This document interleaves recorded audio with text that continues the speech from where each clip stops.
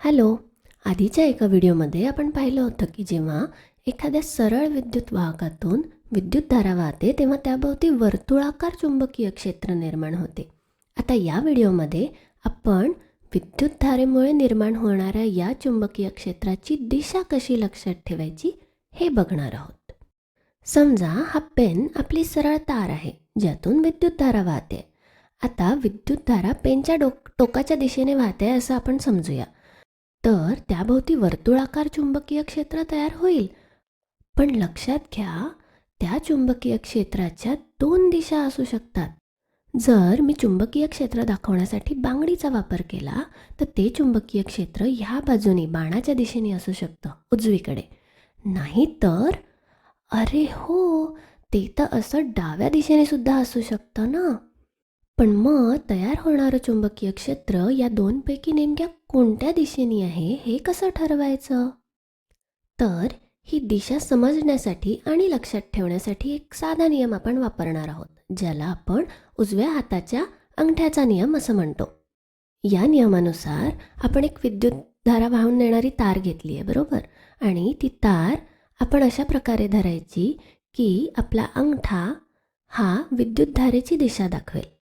पहा, आपण सुरुवातीला म्हटलं होतं ना की विद्युतधारेची दिशा वर आहे तर आपला अंगठासुद्धा वर आहे.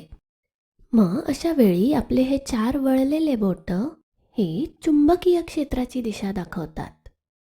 पुन्हा एकदा पहा, चुंबकीय क्षेत्राचा जो गोल या विद्युतधारा वाहून नेणाऱ्या तारेच्या भोवती तयार झाला आहे, त्याचा जो वरचा भाग आहे, तारेच्या वरचा भाग आहे, त्याची दिशा उजवीकडे आहे.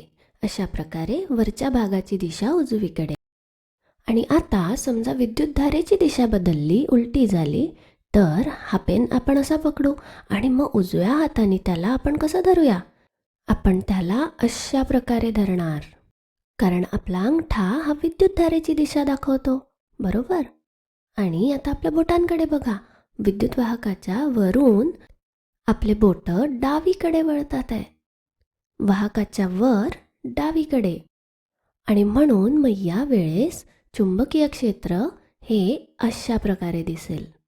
बरं, कधीकधी आपल्याला विद्युत वाहकाभोवतीच्या एखाद्या विशिष्ट बिंदूवर चुंबकीय क्षेत्राची दिशा शोधायची असते. उदाहरणार्थ, पुन्हा एकदा समजा आपल्याकडे एक तार आहे ज्यातून या दिशेला, वरच्या दिशेला विद्युतधारा वाहते आणि मी तुम्हाला विचारलं की वाहकाच्या उजव्या बाजूला असलेल्या या विशिष्ट बिंदूवर चुंबकीय क्षेत्राची दिशा काय असेल, हे आपण कसं काढणार? तर पहा, इथेही उजव्या हाताच्या नियमाचा वापर करायचा आणि चुंबकीय क्षेत्राच्या रेषेची दिशा शोधायची. ती दिशा विद्युत वाहकाच्या वरच्या बाजूला उजवीकडे आहे, बरोबर? मग आता आपण आपल्या बांगडीची मदत घेऊन चुंबकीय क्षेत्राची रेषा बघू आणि ती रेषा एकदा आपल्याला समजली, त्या विशिष्ट बिंदूवर एक स्पर्शिका काढायची आणि तिची दिशा ही चुंबकीय क्षेत्राची दिशा असेल. आता इथे विद्युत वाहकाच्या उजव्या बाजूला असलेल्या या एका बिंदूवर आपल्याला चुंबकीय क्षेत्राची दिशा शोधायची आहे, बरोबर? ओके, आता मी याला अशा प्रकारे धरते आणि आपल्याला या बिंदूवर चुंबकीय क्षेत्राची दिशा शोधायची आहे. तर आपण काय करणार, या वर्तुळाला या बिंदूवर स्पर्शिका कशी असेल याचा विचार करूया. ही स्पर्शिका कशी दिसेल बरं? पहा, आपण समजून घेण्यासाठी हा पेन थोडासा वाकवू आणि या बिंदूवरच्या स्पर्शिकेचा विचार करू. तिची दिशा ही असेल किंवा मग ही पण असू शकते. पण इथे आपल्याला चुंबकीय क्षेत्राची दिशा माहिती आहे, ती अशा प्रकारे आहे, म्हणून स्पर्शिकेची दिशा ही आतल्या बाजूनी असेल. म्हणजे मग वाहकाच्या उजव्या बाजूला असलेल्या बिंदूंवरची चुंबकीय क्षेत्राची दिशा ही स्क्रीनच्या आतल्या बाजूनी असेल.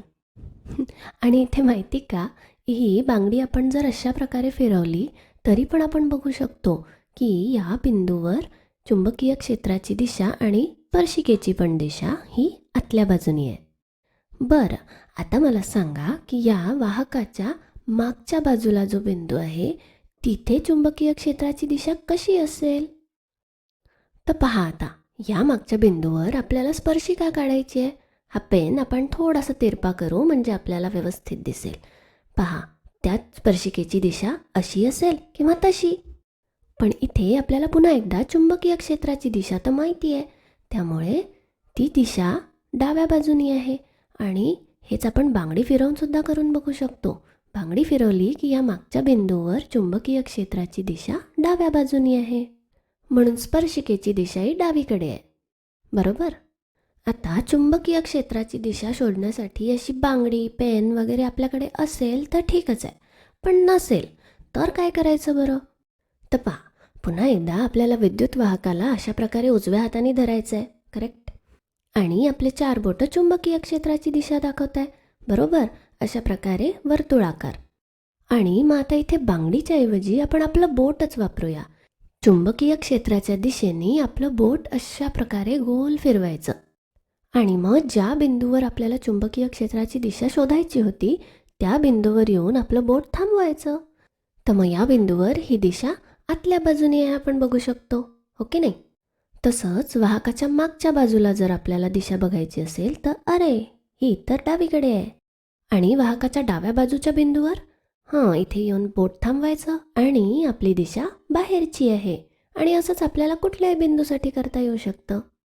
तर म्हणजे उजव्या हाताच्या अंगठ्याचा नियम आणि आपलं बोट हे वापरून आपण कुठल्याही बिंदूवर चुंबकीय क्षेत्राची दिशा कुठली असेल हे शोधू शकतो. चला तर मग आता काही उदाहरणे सोडवूया. एका तारेतून पश्चिमेकडून पूर्वीकडे विद्युतधारा वाहते आहे. तर या तारेच्या अगदी खाली असलेल्या बिंदूवर चुंबकीय क्षेत्राची दिशा शोधा. ओके, तर आता आपल्याला इथे 4 दिशा वापरायच्या आहेत, बरोबर? मग आता तुम्हाला आठवत आहे ना, ही दिशा उत्तर असते, खालची दक्षिण असते, ही पूर्व, पश्चिम, वर आणि खाली अशा 6 दिशा. मग आत्ता आपल्याकडे जो विद्युत वाहक आहे त्यातली विद्युतधारेची दिशा पश्चिमेकडून पूर्वीकडे आहे. म्हणजे अशा प्रकारे ह्या जर विद्युत वाहक असेल तर पश्चिमेकडून पूर्वीकडे अशी दिशा आहे. मग या तारेच्या अगदी खाली असलेल्या बिंदूवर आपल्याला चुंबकीय क्षेत्राची दिशा शोधायची आहे, हो की नाही? तर या ठिकाणी व्हिडिओ थांबवा आणि तुम्हाला हे स्वतःला करता येतं आहे का बघा. ओके, आता आपण एकत्र मिळून करूया. सगळ्यात पहिली पायरी काय आहे? या वाहकाला आपल्या उजव्या हाताने अशा प्रकारे धरायचं. आपल्या अंगठ्याची दिशा विद्युतधारेच्या दिशेने असली पाहिजे, बरोबर?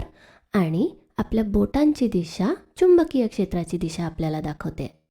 तर मग आपण आपल्या बोटाचा वापर करून चुंबकीय क्षेत्राची दिशा शोधू. पहा, अशा प्रकारे.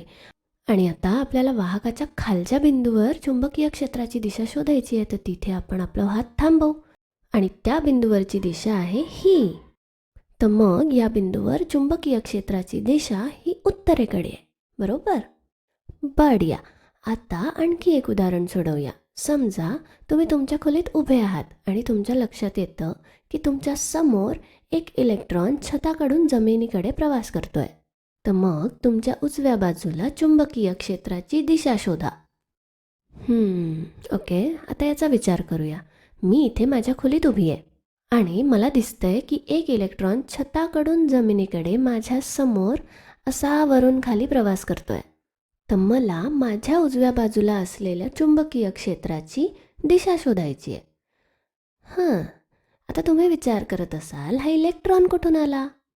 पण लक्षात घ्या, इलेक्ट्रॉन हा प्रभारित कण आहे, बरोबर? आणि जेव्हा प्रभारित कण हालचाल करतात तेव्हा त्याला विद्युतधारा म्हणतात. आणि आपल्याला माहिती आहे की विद्युतधारेमुळे चुंबकीय क्षेत्र तयार होतं. म्हणजे मग या प्रवास करणाऱ्या इलेक्ट्रॉनमुळे माझ्या खोलीमध्ये चुंबकीय क्षेत्र तयार झालंय, हो की नाही? ठीक आहे, तर मग हा प्रश्न आपल्याला थोडा सांभाळून करायचा आहे, कारण इलेक्ट्रॉन हा ऋणप्रभारित कण आहे. तर मग इथे व्हिडिओ थांबवा आणि तुम्हाला हे स्वतःला करता येत आहे का बघा. चला पहा, हा इलेक्ट्रॉन जो असतो तो ऋणप्रभारित कण आहे, बरोबर? तर जर इलेक्ट्रॉन खालच्या दिशेने प्रवास करत असेल, म्हणजे ऋणप्रभार वरून खाली जात असेल, तर विद्युतधारेची दिशा ही वरच्या बाजूला असली पाहिजे. कारण आठवतं का तुम्हाला, विद्युतधारेची दिशा ही धनप्रभाराच्या दिशेने असते. तर मग झालं ना, विद्युतधारा ही वरच्या दिशेने आहे हे आपल्याला कळलं आहे. आता उजव्या बाजूला चुंबकीय क्षेत्राची दिशा काय असेल हे आपल्याला शोधायचं आहे. तर मग आधी तुम्ही हे करून नसेल बघितलं तर आता करून बघा. व्हिडिओ थांबवा आणि हा प्रश्न सोडवून बघा. चला आता एकत्र मिळून करूया. सगळ्यात आधी या वाहकाला उजव्या हाताने अशा प्रकारे धरायचं आपला अंगठा हा विद्युतधारेच्या दिशेने असला पाहिजे आणि मग आपले बोटं चुंबकीय क्षेत्राची दिशा दाखवतील, बरोबर ना? आणि मग आता आधीच्याच प्रमाणे चुंबकीय क्षेत्राच्या वरून आपण आपलं बोट फिरवूया आणि मग आपल्याला ज्या बिंदूवर चुंबकीय क्षेत्राची दिशा शोधायची आहे तिथे जाऊन आपलं बोट थांबवूया आणि पहा, आपल्याला ही दिशा मिळाली.